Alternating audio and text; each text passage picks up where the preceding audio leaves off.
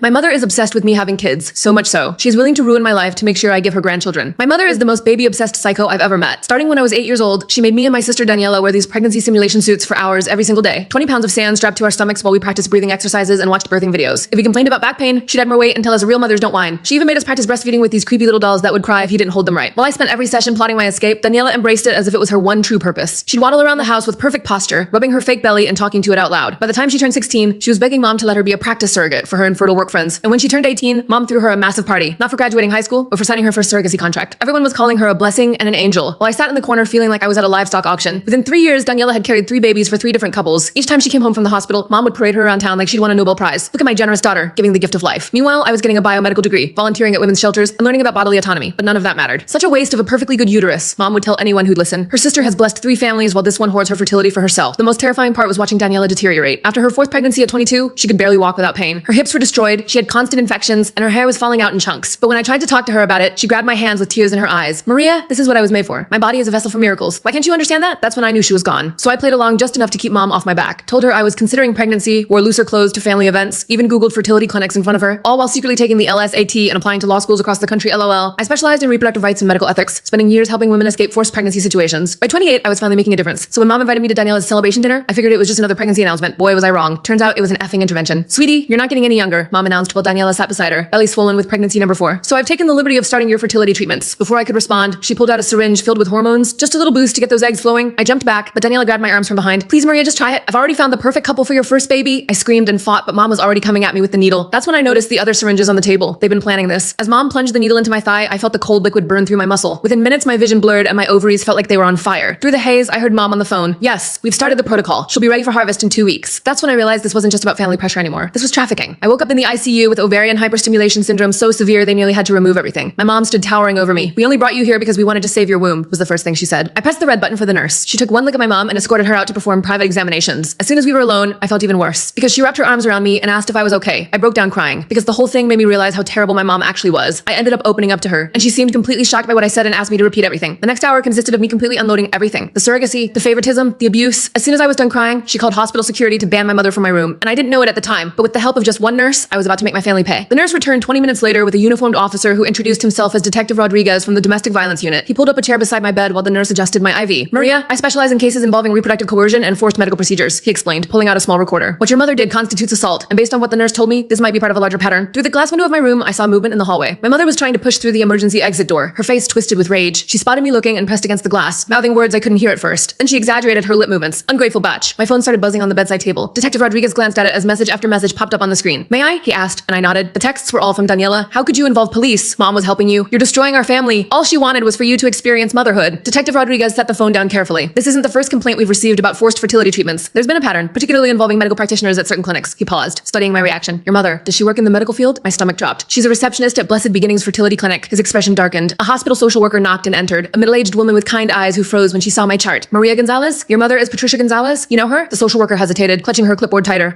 We've had some interactions. Let me get you some resources. She fumbled through her papers, clearly uncomfortable. Detective Rodriguez made notes while I described the intervention dinner. The social worker kept glancing at the door, and I noticed her hands shaking slightly as she handed me pamphlets about domestic violence resources. I need to check something, I said, reaching for my phone. I logged into my medical portal, scrolling through recent documents. There it was, dated 3 months ago, right after I'd casually mentioned to mom that James and I were thinking about our future. My medical power of attorney had been changed to my mother. This isn't my signature, I said, showing them the document. The handwriting was similar to mine, but slanted differently, the way someone might write if they were tracing. Before anyone could respond, a man in an expensive suit strode into the room. I'm representing Patricia Gonzalez. I understand there's been a misunderstanding regarding my client's daughter's medical care. That was fast, Detective Rodriguez muttered. The lawyer smoothed his tie. Maria is clearly suffering from hormone-induced psychosis. Her mother was simply trying to help when Maria became violent. We're requesting an immediate psychiatric evaluation. I'm not psychotic, I protested. The hormones in your system suggest otherwise. Ovarian hyperstimulation can cause severe mood disturbances, paranoia, even hallucinations. The hallway suddenly filled with noise. Daniela appeared with 5 small children clinging to her maternity dress. Aunt Maria needs help, she announced loudly to anyone who would listen. She's been struggling with jealousy issues for years. Hospital security arrived, trying to maintain order as the children started crying. Daniela bounced the youngest on her hip while rubbing her pregnant belly with her free hand. I grabbed my phone to call my law firm, needing backup. The receptionist answered on the second ring. Oh, Maria, your mother called earlier. She explained about your situation. Don't worry, we're handling your caseload while you recover. What? No, I'm fine. I need to speak to. The partners think it's best if you focus on getting better. Your mother said the breakdown was quite severe. I hung up, my hands trembling. Through the window, I watched my mother pull something from her purse, showing it to her lawyer. Keys, my apartment keys, my car keys. She started reciting something, and though I couldn't hear her, I recognized the pattern. She was listing my work schedule. Monday, she has court at 9. Tuesday is client meetings until 6. Wednesday, she volunteers at the women's shelter. The lawyer nodded along, taking notes. James burst through the door, still in his work clothes. Maria, I got your text. But Daniela intercepted at him in the hallway, placing a manicured hand on his arm. I couldn't hear what she was saying, but I saw her gesture toward me, then touch her temple in the universal sign for crazy. She pulled out her phone, showing him something on the screen. The nurse who'd been helping me earlier returned with a plastic bag. These are the belongings you came in with, she said, but her expression was troubled. She pulled out several glossy brochures from Blessed Beginnings Fertility Clinic. Those aren't mine, I said immediately. She unfolded one of the brochures. Inside was a consent form for egg retrieval, dated last week. The signature matched the one on my power of attorney document. The hospital administrator appeared in the doorway, a thin woman with a practiced smile. Given the circumstances and the family's concerns, we think it might be best to transfer Maria to our psychiatric ward for a full evaluation, just as a precaution. Through the glass, my mother smiled. Detective Rodriguez stood up. She's not going anywhere without a court order. Of course, the administrator said smoothly. We're simply considering all options for Maria's well-being. My phone buzzed again. This time it was my law school mentor, Professor Chen. Just got off the phone with your mother. She's very concerned about your pregnancy delusions. Said you've been fixating on having a baby, but your body won't cooperate. Is everything okay? I wanted to scream. Every avenue of my life was being systematically poisoned. I looked at Detective Rodriguez, then at the social worker who still wouldn't meet my eyes, then at James in the hallway with Daniela still whispering in his ear. The evaluation, I said suddenly. I'll do it. I'll prove I'm competent. The lawyer smiled. Excellent. Dr. Margaret Whitfield will perform the evaluation. She's the best in the state. The name sounded familiar. Then it hit me. Mom's book club. Dr. Whitfield had been coming to our house for monthly meetings for over a decade, but it was too late to take it back. The administrator was already making arrangements, and my mother's smile through the glass had turned triumphant. The nurse squeezed my hand as she checked my IV one more time. She leaned close, pretending to adjust my pillow. Whatever happens, don't sign anything else, she whispered, and check your phone's location settings. Someone's been tracking you. As everyone filed out to make arrangements for my evaluation, I noticed something else. Daniela was showing James her phone again, and this time I caught a glimpse of the screen. It was a text conversation, but not recent ones. These were from 2 years ago, when James and I had first started dating, and I'd mentioned that maybe someday, far in the future, we might want kids. She was building a case that I'd always wanted children, that this is all my own frustrated desire manifesting as paranoia, and from the look on James's face, it was working. The psychiatric evaluation was scheduled for tomorrow morning. As I lay in that hospital bed, watching my mother orchestrate my destruction through a pane of glass, I realized the true horror of my situation. She'd been planning this for years, waiting for the perfect moment to spring her trap, and I walked right into it. The psychiatric evaluation was set for 8 a.m. I spent the night rehearsing answers in my head, trying to anticipate Dr. Whitfield's questions. The nurse from earlier shift had slipped me a sedative, whispering that I'd need rest to appear stable, but sleep wouldn't come. Every time I closed my eyes, I saw my mother's triumphant smile through that glass. Around 3 a.m., my phone lit up with an Instagram notification. Daniela had posted a photo from last month's family dinner. There I was, slumped in my chair, eyes glazed. The caption read, praying for my sister's fertility journey. Some women struggle more than others to accept their maternal calling. Posted 3 weeks ago, but I was just seeing it now. The comments were full of sympathy for her and concern for me. I scrolled through her feed with growing horror. She'd been documenting my journey for months. Photos of me at family gatherings, always looking tired or distracted, captions about my baby fever and fertility struggles. In one video, I was playing with her youngest daughter, and Daniela had added text overlay. She'll be such a good mom when she stops fighting nature. My work email pinged, then pinged again and again. I opened it to find my inbox flooded with messages. The subject lines made my blood run cold. Thinking of you during this difficult time. Take all the time you need. Your health comes first. My mother had sent an email to my entire firm from my account. I read it with shaking hands. Dear colleagues, I'm writing to inform you that I'll be taking an indefinite leave of absence to address some personal health matters. As many of you know, I've been struggling with fertility issues and the emotional toll has become overwhelming. My family is helping me get the treatment I need. Please redirect all urgent matters to the managing partners. Thank you for your understanding during this difficult time. Maria. The timestamp showed it was sent at 2:47 a.m. While I was lying here wide awake, I tried to log into my work account to send a retraction, but my password had been changed. My hands fumbled with the password reset, but the recovery email had been switched to one I didn't recognize. My mother had locked me out of my own professional life. 3 of my clients had already responded with supportive messages. Women I'd helped escape abusive situations, now believing I was having a mental health crisis. One wrote, I always sensed you carried deep pain about motherhood. Please don't let it consume you like it almost consumed me. The irony made me want to vomit. By 6 a.m., the psychiatric ward's morning shift was arriving. I watched through my door's window as staff members whispered to each other, glancing in my direction. News traveled fast in hospitals. They all knew I was the woman who'd attacked her mother for trying to help with fertility treatments. A breakfast tray arrived, but I couldn't eat. My hands shook too badly to hold the plastic spoon steady. When I tried to drink the juice, I noticed a bitter aftertaste and set it down immediately. After what I'd learned about the drugging at family dinners, I couldn't trust anything. Detective Rodriguez arrived at 7:30, looking exhausted. I've been investigating all night, he said quietly, pulling his chair close. Your mother's name appears in several concerning patterns at that fertility clinic, but Maria, he hesitated. The evidence is complicated. She's been very careful to make everything look like loving family support. What kind of patterns? I asked. Young women, mostly from troubled backgrounds, who suddenly decide to become egg donors or surrogates after meeting with clinic staff. Your mother often handles their intake paperwork. He showed me a folder. But here's the problem. They all sign consent forms. They all pass psychological evaluations. On paper, everything looks legitimate because the system is designed to protect the clinic, not the women, I said. He nodded grimly. I need more evidence to build a case, but right now, I'm more concerned about getting you through this evaluation safely. Dr. Whitfield arrived precisely at 8 a.m., carrying a leather briefcase and wearing a sympathetic smile that didn't reach her eyes. She was exactly as I remembered from Mom's book club meetings, silver-haired, professionally dressed, with reading glasses on a pearl chain. Maria, dear, she said warmly, your mother has told me so much about your struggles. Detective Rodriguez started to object, but she held up a manicured hand. I'm afraid this evaluation must be conducted privately. Standard protocol. I'm staying, he said firmly. Then I'll have to note in my report that the patient required police supervision, which suggests violent tendencies. Her smile never wavered. Your choice, detective. He looked at me, jaw clenched. I nodded slightly. We both knew she'd already made up her mind about her report. Having him removed would just give her more ammunition. After he left, Dr. Whitfield settled into the visitor's chair and opened her briefcase. Inside, I glimpsed what looked like completed forms. The evaluation results, already written. Now then, she began, pulling out a tablet. Let's talk about your relationship with motherhood. For the next hour, every question was a trap. When I explained I'd chosen career over children, she typed notes about defensive rejection of femininity. When I mentioned helping women escape reproductive coercion, she murmured about projection of internal conflicts. When I tried to tell her about the forced injection, she asked if I often felt persecuted by maternal figures. Your mother mentioned you've been playing with dolls recently, she said, studying me over her glasses. What? No, I haven't. She found them in your apartment. Baby dolls, hidden in your closet. She showed me a photo on her tablet. 3 dolls I'd never seen before, tucked behind my winter coats. It's quite common for women experiencing fertility grief to regress to childhood coping mechanisms. I stared at the photo, my mind racing. The dolls were positioned carefully carefully, as if someone had staged them. One was holding a tiny bottle. Another had a miniature diaper bag. The third was wrapped in a blanket that looked handmade. Those aren't mine, I said. Denial is also common, doctor. Whitfield replied, typing rapidly. Maria, there's no shame in wanting children, but when that desire becomes so overwhelming that you lash out at family members trying to help, she injected me with fertility hormones against my will. She tried to give you a vitamin supplement according to witnesses. You became violent and had to be restrained. She tilted her head sympathetically. The mind can play tricks when we're under stress. Sometimes we misinterpret loving gestures as attacks. My phone buzzed. A notification from my bank. A large withdrawal from my savings account. When I tried to check it, Dr. Whitfield reached over and gently took the phone. Let's focus on our conversation, she said, placing it in her briefcase. Tell me about your jealousy toward Daniela. I'm not jealous of my sister. 7 successful pregnancies, a loving family, the admiration of your community. She leaned forward. Meanwhile, you've dedicated your life to preventing other women from experiencing motherhood. Don't you see the connection? Every protest I made was twisted into evidence of my instability. By the time she finished, she painted a picture of a woman so consumed by fertility grief that she constructed an elaborate persecution fantasy rather than admit her own desires. I'm recommending a 72-hour hold for observation, she announced, closing her tablet. With continued therapy, I believe we can help you work through these delusions. You can't do this, I said. I know my rights. Of course you do, dear. You've spent years studying law to compensate for what you perceive as your feminine failures. She stood, smoothing her skirt. The hold begins immediately. Psychiatric transport will be here within the hour. After she left, I grabbed the room's phone to call someone, anyone, but who? My firm thought I was having a breakdown. My boyfriend was being poisoned against me by my sister. My bank accounts were being drained. Even my mentor had been reached by my mother's campaign. The transport team arrived while I was still holding the dead phone. 2 orderlies with kind faces and firm grips. They spoke to me like I was fragile, dangerous, unpredictable. The nurse who'd helped me earlier was nowhere to be seen. As they prepared me for transport, I saw my mother in the hallway. She was talking to Dr. Whitfield, occasionally dabbing at her eyes with a tissue. The concerned mother, bravely handling her daughter's mental health crisis. Other staff members patted her shoulder sympathetically. The psychiatric ward was in a separate building, connected by an underground tunnel. The fluorescent lights hurt my eyes as they wheeled me through. The orderly pushing my wheelchair hummed tunelessly. The sound echoed off the concrete walls, mixing with the squeak of wheels and the distant clang of doors. My new room was small and sterile. White walls, a narrow bed with restraint straps visible, a small window with reinforced glass. They gave me paper studs to wear and took my belongings for safety reasons. The nurse doing intake was young, efficient, and clearly uncomfortable. Any history of mental illness? She asked. Number of sewer slide attempts? Number of violent episodes? No, wait, they're saying I attacked my mother, but I'll put down one recent episode. She typed quickly. Dr. Whitfield's orders say you're to have no visitors except family for the first 24 hours. No phone calls. It's for your own stability. That's illegal. I have the right to contact my lawyer. She bit her lip. I'll have to check with the attending physician about that. But the attending physician was conveniently unavailable, as were the patient advocates, the ward administrator. Everyone who might help was somehow unreachable. I was trapped in a bureaucratic maze designed to look like treatment. My mother arrived that afternoon with a suitcase. I brought you some comfortable clothes, she announced, setting it on the bed, and some photos of Daniela's babies. I thought they might help you remember what we're working toward. She unpacked methodically. Maternity clothes, all in my size. Prenatal vitamins, a journal titled My Fertility Journey, with the first several pages already filled out in handwriting that looked almost like mine. Photos of babies I'd never met, labeled with names like your nephew and your godson. The retrieval is scheduled for next week, she said conversationally, hanging up a dress clearly designed for a pregnant woman. Dr. Martinez at the clinic is very optimistic about your egg quality. 28 is still young enough for excellent results. I'm not consenting to egg retrieval. Of course not, dear. Not in your current state. She smoothed the dress on its hanger. That's why I've petitioned for temporary medical conservatorship, just until you're thinking clearly again. She pulled out a folder thick with documents, legal forms, medical papers, psychiatric evaluations, my signature on half of them, forged but convincing, a paper trail stretching back months, documenting my supposed descent into fertility obsession. Your work friends have been so supportive, she continued. Several have written letters for the conservatorship hearing. They've noticed your preoccupation with pregnancy for some time, apparently. All those pro bono cases for pregnant women, they thought you were working through something personal. I watched her redecorate my psychiatric room into a nursery in waiting. She'd brought a small ultrasound photo in a frame, labeled Baby Gonzalez with next month's date, a mobile with tiny elephants, a book about pregnancy nutrition, each item carefully chosen to support her narrative. Daniela sends her love, Mom said, pulling out her phone. She's been so worried about you. She showed me a video. Daniela in a hospital bed, surrounded by flowers, cradling her newest baby. Hi, Maria, my sister said to the camera, her voice weak but warm. I just wanted you to know that I love you. And when you're ready, there's a wonderful couple waiting to give your babies all the love in the world, just like mine are getting. Don't fight this, okay? Let Mom help you. She only wants what's best. The baby in her arms started crying. Daniela winced as she adjusted her position, and I saw the flash of pain across her face. The camera shook slightly. Whoever was filming had noticed too. Then the video cut off. She's so brave, Mom said, tucking the phone away. 5 pregnancies now, and she never complains, unlike some people. A commotion in the hallway interrupted her. Raised voices, then the sound of security being called. Through the small window in my door, I saw the nurse who'd helped me in the ICU being escorted out by security. She was carrying a box of personal items, her face flushed with anger. My mother followed my gaze and smiled. Oh yes, she was let go this morning. HIPAA violations, I heard. Sharing patient information without authorization. Such a shame. She seemed like a nice girl. The message was clear. Anyone who helped me would pay the price. After Mom left, I tried to sleep but couldn't. The bed was too firm, the room too bright, the sounds of the ward too unsettling. Someone down the hall was crying. Another patient kept asking for their mother. The night nurse did checks every hour, shining a flashlight through the window. Around midnight, a different nurse slipped into my room. She was older with graying hair and tired eyes. I don't have long, she whispered, but I knew your nurse friend. She asked me to give you this. She pressed a small piece of paper into my hand, a phone number, nothing more. Call it when you can, she said. Not from here. They monitor the ward phones, but when you get out, she glanced nervously at the door. There are more of us than you think. Women who've seen what happens at that clinic. We've been too scared to speak up. She left as quickly as she'd come. I memorized the number and then tore the paper into tiny pieces, flushing them down the toilet. Evidence of conspiracy, my mother would call it. Proof of paranoid delusions, Dr. Whitfield would say. The next morning brought group therapy. 6 women in a circle, sharing their struggles. The therapist, a young man with an earnest face, encouraged us to explore our relationships with femininity. When my turn came, I stayed silent. Anything I said would be documented, twisted, used against me. Maria is working through some fertility grief, the therapist explained to the group. Sometimes that manifests as rejection of traditional female roles. One of the other women, barely out of her teens, looked at me with sympathy. I get it, she said. I used to think I didn't want kids either, but therapy helped me realize I was just scared of not being good enough. I wanted to scream that not wanting children was a valid choice, that femininity wasn't defined by reproduction, that I was here because I'd helped too many women escape escape exactly this kind of pressure, but I just nodded and let them draw their own conclusions. Lunch was in a common room with barred windows. I picked up the food, still paranoid about substances. My table mate, an older woman with hollow eyes, leaned over conspiratorially. First time? She asked. I nodded. Word of advice, agree with everything they say. Fastest way out is through compliance. She stirred her pudding absently. I've been here 6 times. Keep fighting my daughter about custody of my grandkids, but this time I'm gonna play along. Tell them I understand boundaries. Accept my role. Her laugh was bitter. Whatever gets me out, right? That afternoon, I had individual therapy with Dr. Whitfield. She'd set up a permanent office on the ward to better serve my patients. The walls were covered with inspirational posters about motherhood and healing. Your mother tells me you were asking about the retrieval procedure, she began. I wasn't. It's natural to be curious. Many women find that understanding the medical process helps alleviate their fears. She pulled out a brochure from Blessed Beginnings. The clinic has an excellent success rate, and the couple your mother has selected is just lovely. He's a doctor, she's a teacher. They've been trying for 5 years. I'm not donating my eggs. Of course not. You're donating the possibility of life. There's a difference. She made a note on her pad. Maria, I want you to try something. Close your eyes and imagine holding your biological child. Even if another woman carries them, they'll still be yours in the way that matters. I kept my eyes open, staring at her diplomas on the wall, all from respectable institutions, all legitimate. This wasn't some back alley operation. It was a fully licensed psychiatrist in an accredited hospital doing exactly what the system allowed her to do. Resistance is normal, she continued, but I think deep down, you know your mother is right. You've spent so many years fighting your nature that you've convinced yourself the fight is the purpose. But what if you just let go? James came during visiting hours, but I was told family only. Daniela arrived instead, moving slowly, one hand supporting her belly. She'd brought her 5 children, who fidgeted uncomfortably in the sterile visiting room. Aunt Maria is sick, she told them, but she's getting better. The oldest, a girl about 6, studied me solemnly. Grandma says you're going to have babies soon too. That's right, sweetheart, Daniela said before I could respond. Aunt Maria just needs some help remembering how much she wants them. She brought photos from our childhood, the 2 of us with those horrible pregnancy suits, but she'd edited them somehow. In these versions, I was smiling, playing along, happy. Remember how you used to name your pretend babies? She asked. You had a whole list. Emma, Sophia, little James Jr., and if it was a boy, that was you. I said quietly. Those were your names. No, Maria. She pulled out a notebook, weathered and familiar. My childhood diary. She opened it to pages I didn't remember writing. Lists of baby names and handwriting that looked like mine, but wasn't. See? You've always wanted this. The stress just made you forget. The children watched our exchange with wide eyes, learning, absorbing, seeing how Aunt Maria was being helped to remember her true purpose. The oldest kept glancing at her mother's swollen belly, then at my flat stomach, confusion clear on her face. After they left, I found myself in the bathroom, staring at my reflection. The fluorescent lights made me look pale, hollow, like the other women on the ward. I wondered how many of them were here for similar reasons, how many had fought too hard against expectations and ended up labeled as crazy. That evening, there was an incident. A new patient, young and terrified, had been brought in screaming about being forced to have a baby. Security had to restrain her while nurses administered sedatives. Through my cracked door, I heard fragments of her story. Religious parents, pregnancy pact, escape attempt. By morning, she was calm, compliant, sitting in group therapy talking about how she'd misunderstood her family's love. Sometimes we perceive care as control, the therapist said, nodding approvingly. But with medication and therapy, we can learn to accept support. I watched her carefully, the slight tremor in her hands, the delayed responses, the way she agreed with everything, even contradictory statements. They'd medicated her into submission, and everyone pretended it was healing. My own medication arrived with breakfast, just to help with the anxiety, the nurse explained. I recognized the pills, mild sedatives, nothing too serious, but I knew they were just the beginning. Refused too long, and they'd find reasons for stronger interventions. I palmed the pills, pretended to swallow. Later, I'd flush them like the phone number, but I couldn't keep this up forever. Eventually, they'd do mouth checks, inject medications, find ways to ensure compliance. The conservatorship hearing was in 3 days. Dr. Whitfield assured me it was just a formality, and that I didn't need to attend. Your mother will handle everything. You just focus on getting better. But I knew what that hearing meant. Once she had conservatorship, she could consent to anything on my behalf. Egg retrieval, hormone treatments, even forced pregnancy if she found a suitable way to frame it as therapeutic. That night, I lay awake planning. Not escape, that would only prove my instability, but compliance. Strategic, calculated compliance that might get me released before the hearing. I'd have to become what they wanted to see. A woman who'd accepted her true desires, who understood her mother's love, who was ready to embrace motherhood. The performance would have to be perfect. One slip, one moment of resistance, and I'd be here indefinitely. But if I could convince them I'd had a breakthrough, shown proper gratitude for their help, maybe, just maybe, I could get out in time to fight the conservatorship. I thought about all the women I'd helped over the years, how many had been in similar positions, trapped by family expectations, medical systems, legal frameworks that prioritized reproduction over autonomy. I'd fought for them in courtrooms and shelters. Now I had to fight for myself with the only weapons left, manipulation and lies. The irony wasn't lost on me. To prove I was sane, I had to act crazy. To maintain my autonomy, I had to surrender it. To escape my mother's control, I had to embrace everything she wanted me to be. Tomorrow, I'd start my performance, cry in therapy about my empty womb. Thank Dr. Whitfield for helping me see the truth. Ask Daniela for advice about egg donation. Let my mother dress me in those maternity clothes and tell her how right they felt. Every word would burn. Every gesture would betray everything I believed. But it was the only way out that didn't involve a needle in my arm and stirrups in an operating room. The night nurse did her check, flashlight sweeping across my face. I kept my breathing even, feigning sleep. Down the hall, someone was crying again, or maybe still. In places like this, the crying never really stopped. 3 days. I had 3 days to convince them I was cured of the terrible affliction of not wanting children. 3 days to perform the most important act of my life. The real tragedy was that I knew I could do it. Years of watching Daniela had taught me exactly what to say, how to act, what they wanted to see. I could become the perfect patient, grateful for their intervention, eager to fulfill my biological destiny. And maybe that was the worst part. Not that they were trying to break me, but that I knew exactly how to let them think they'd succeeded. The next morning, I woke with newfound determination. During group therapy, I raised my hand for the first time. I think I understand now, I said, letting my voice crack. All these years, I've been running from what I really wanted. The therapist leaned forward eagerly. Tell us more, Maria. I described a fabricated dream about holding a baby, watching the other women nod knowingly. When Dr. Whitfield arrived for our session, I was ready. I want to apologize, I began, twisting my hands in my lap. You were right. I've been using my career to avoid facing my fertility grief. She practically glowed. This is wonderful progress, Maria. For the next hour, I fed her exactly what she wanted to hear. How jealous I'd been of Daniela's pregnancies. How my work with reproductive rights was really about controlling what I couldn't have. By the end, she was typing furiously, documenting my breakthrough. I think we should tell your mother, she said. She'll be so relieved. When Mom arrived that afternoon, I was wearing one of the maternity dresses she'd bought. The fabric hung loose on my frame, but I kept rubbing my flat stomach the way I'd seen Daniela do countless times. Oh, sweetie, baby, Mom said, tears in her eyes. You look so natural. I let her hug me, fighting the urge to push her away. I'm sorry I fought you, I whispered. You were just trying to help. She pulled back, studying my face. For a moment, I thought she saw through the act, and she smiled and pulled out her phone. Daniela needs to hear this, she said, already dialing. I spent the rest of the day performing, asking Mom about the egg retrieval process, looking at photos of the couple who wanted my eggs, even practicing breathing exercises from those horrible childhood sessions. Dr. Whitfield was so impressed that she mentioned possibly expediting my release. If you continue showing this level of insight, we might not need the full 72 hours. That night, I couldn't sleep. Tomorrow was crucial. I needed to maintain the performance while somehow getting access to a phone or computer. The conservatorship hearing was in 2 days, and I had to find a way to contest it. The next morning brought a surprise. James arrived during visiting hours, and this time they let him in. He looked exhausted, conflicted. Your mom said you're doing better, he said carefully. I wanted to scream the truth, but I knew they were probably monitoring us. Instead, I reached for his hand. I've been so confused, I said, but I'm starting to understand what I really want. He studied my face, and I tried to communicate silently. His eyes widened slightly. Did he understand? Maybe when you get out, we can talk about our future, he said slowly. I'd like that, I replied, squeezing his hand 3 times. Our old signal for play along. After he left, I felt a spark of hope. Maybe he hadn't completely bought Daniela's lies. That afternoon, I convinced the ward staff to let me use the computer in the day room to research fertility options. Instead, I quickly logged into my email through a web browser. My password still worked on my personal account. I fired off a message to a colleague who specialized in conservatorship law, keeping it vague but urgent. Then I checked my bank accounts. More money had been withdrawn. At this rate, I'd be broke within a week. Finding good information? A nurse asked, approaching. I quickly switched tabs to a fertility clinic website. Just learning about the process, I said brightly. She smiled and moved on. I had maybe 5 more minutes before someone got suspicious. I navigated to the court website and found the conservatorship filing. My mother had claimed I was gravely disabled due to fertility-related psychosis. The hearing was scheduled for tomorrow at 2 p.m. I memorized the case number and courtroom, then cleared the browser history. If I could just get released in the morning, I might make it to court. That evening, Dr. Whitfield called an emergency session. My stomach dropped. Had they discovered my computer use? Your mother told me you've been asking about specific fertility clinics, she said. I'm so pleased with your progress that I'm recommending immediate release. I blinked. Really? You'll need to continue outpatient therapy, of course, but I think you're ready to take the next steps in your journey. She smiled. Your mother has already made an appointment at Blessed Beginnings for tomorrow afternoon, the same time as the conservatorship hearing. That's wonderful, I managed to say. I was released the next morning at 9 a.m. Mom was waiting with a bouquet of flowers and a gift bag. I bought you some prenatal vitamins, she said, handing me the bag, just to prepare your body. I smiled and accepted them, already planning my next move. Mom, I need to stop by my apartment first, change clothes, feel normal again. Her smile faltered. Oh, but we have appointments. Please, I said, channeling Daniela's manipulation tactics. I want to look my best when we go to the clinic. This is such an important day. That worked. She drove me to my apartment, though she insisted on coming inside. While she waited in the living room, I locked myself in the bathroom and called the colleague I'd emailed. Maria, I got your message. The hearing is at 2 p.m., right? I'll be there. I can't make it, I whispered. My mother will have me at the fertility clinic. Can you file an emergency motion? Without you present, it's harder, but I have evidence, I interrupted. Check my work email. Password is, I gave her my credentials. There's a folder labeled personal. Everything's there. I hung up as Mom knocked on the door. Everything okay, sweetie? Just nervous. I called back. I emerged to find her rearranging my bookshelf, removing my law texts and replacing them with pregnancy guides she brought. Much better, she said. Now, let's get you changed. She brought an outfit, a flowing dress that suggested fertility and femininity. I put it on, playing the part. We arrived at Blessed Beginnings at 1:30. The waiting room was full of hopeful couples and young women who looked vaguely disconnected. I recognized the look from my years of advocacy work. Patricia, a nurse greeted my mother warmly. And this must be Maria. We've heard so much about you. They whisked me back for preliminary testing, while Mom filled out paperwork. The nurse chattered about success rates and happy families while drawing my blood. Your mother says you're eager to help a special couple, she said. Very eager, I lied. At 2:15, I asked to use the bathroom. Instead, I slipped out a side door and called a rideshare. The courthouse was only 10 minutes away. I burst into the courtroom at 2:25. The judge was already speaking, my mother at the petitioner's table with her lawyer. My colleague stood at the respondent's table looking relieved to see me. Your Honor, she said quickly, my client has arrived. Mom's face went white, then red. She's supposed to be at the clinic. Interesting, the judge said dryly. Ms. Gonzalez, are you here of your own free will? Yes, Your Honor, and I'd like to contest this conservatorship petition. The next hour was brutal. Mom's lawyer presented Dr. Whitfield's evaluation, the psychiatric hold, my confession of wanting children. But my colleague countered with the evidence I gathered, the forged signatures, the timeline of Mom's planning, the pattern of coercion at the clinic. Your Honor, I said when given the chance to speak, I don't have fertility grief. I have a mother who's built her entire identity around her daughter's reproductive capacity. She drugged me, forged documents, and orchestrated an elaborate campaign to destroy my credibility when I refused to participate in her breeding agenda. Mom started crying. I just wanted grandchildren. Is that so wrong? You have 5 grandchildren, I pointed out. Through Daniela, who can barely walk anymore because of what you've done to her body. She chose that life, did she? Or did you condition her from age 8 to believe she had no other value? The judge called for order. After reviewing the evidence, including the hair follicle test results my colleague had subpoenaed, he made his decision. The petition for conservatorship is denied, he said firmly. Furthermore, I'm issuing a restraining order. Ms. Patricia Gonzalez, you are to have no contact with your daughter Maria. Mom wailed. Her lawyer whispered urgently in her ear, but the decision was final. As we left the courthouse, I saw Daniela in the parking lot, struggling to get out of her minivan with her swollen belly. She brought all 5 children. How could you? She called out. Mom loves us. She loves what our bodies can do for her, I replied. There's a difference. The oldest child, the 6-year-old girl, tugged on Daniela's dress. Mommy, why is Grandma crying? Daniela didn't answer. She couldn't. Because how do you explain to a child that they're being groomed for the same fate? I walked away, my colleague beside me. What now? She asked. Now I file a complaint with the medical board about Blessed Beginnings, I said, and I start documenting everything for the civil suit. What about your sister? I looked back at Daniela, still standing by her van, children clustered around her like shields. I can't save someone who doesn't want to be saved, but maybe I can protect her daughters. That evening, James came to my apartment. We sat on my couch, the same one where Mom had probably planted those dolls, and talked for hours. I almost believed them, he admitted. The texts, the photos, the stories, it all seemed so real. That's how good manipulators work, I said. They take a grain of truth and build a mountain of lies. He stayed the night. Not romantically, neither of us were ready for that. But having someone there who believed me, who saw through the gaslighting, made me feel human again. The next few weeks were a blur of legal filings. Therapy, real therapy, not Dr. Whitfield's manipulation, and slowly reclaiming my life. My firm welcomed me back after I explained the situation. Several of my clients reached out, apologizing for doubting me. The investigation into Blessed Beginnings revealed what I'd suspected, a pattern of targeting vulnerable women, often referred by concerned family members like my mother. Taylor. The clinic was shut down pending review. Mom tried to contact me through flying monkeys, mutual acquaintances, distant relatives, even my childhood priest. Each time I documented it for the restraining order file. Daniela gave birth to her 6th child 6 weeks later. I heard through the grapevine that there were complications, bad ones. She survived, but barely. The doctors told her no more pregnancies. I wanted to feel vindicated, but I just felt sad. She was my sister, despite everything. And now she was facing the reality of a body destroyed in service of someone else's vision. 3 months after the conservatorship hearing, I got a call from an unknown number. I almost didn't answer, but something made me pick up. Aunt Maria? A small voice said, "It's Emma, Daniela's oldest daughter." "Hi, sweetheart," I said carefully. "Is everything okay? Mommy's sick again, and Grandma keeps talking about when I'm older and can have babies." Her voice dropped to a whisper. "I don't want to be like Mommy." My heart broke and soared simultaneously. "You don't have to be, Emma. You can be whatever you want. Can I come see you sometime? Mommy says you're dangerous, but you don't seem dangerous." "I'd love that," I said. "But we need to make sure it's okay with your mom first." It wasn't okay, of course, but Emma kept calling secretly from a friend's phone or the school office. I became her safe harbor, the aunt who told her she had value beyond her uterus. 6 months later, at a family funeral, not Mom's side, thankfully, I saw Daniela. She was in a wheelchair, her body finally refusing to cooperate with her martyrdom. She looked at me across the church, and for the first time in years, I saw my sister. Not the breeding machine Mom had created, but the girl who used to sneak into my room during thunderstorms. She didn't speak to me, but she didn't look away either. A year after everything happened, I was at a coffee shop when a young woman approached me. She looked familiar, but I couldn't place her. "You're Maria Gonzalez," she said. "You helped my friend escape her family. They were trying to force her to be a surrogate for her sister. I'm glad she got out," I said. "She did, because of you, because you fought back and made it public." She paused. "I'm supposed to start fertility treatments next week. My mom's been planning it for years, but after seeing what happened to you, what you survived, I think I'm going to run instead." I gave her my card. "Call me if you need help." She left, and I sat there thinking about cycles, how they perpetuate until someone breaks them, how the breaking hurts everyone involved, how sometimes the only victory is preventing the next generation from suffering the same fate. My phone buzzed. A text from Emma, now 7 and sneaking her mom's phone. "Grandma says I'm going to be a wonderful mother someday. I told her I want to be a lawyer like you instead." She got really mad. I smiled and typed back, "Good for you, kiddo. Stand your ground." The war wasn't over. It never really ends when family is involved, but battles had been won, boundaries had been set, and somewhere out there, girls were learning they had options beyond what their bodies could produce for others. That had to be enough.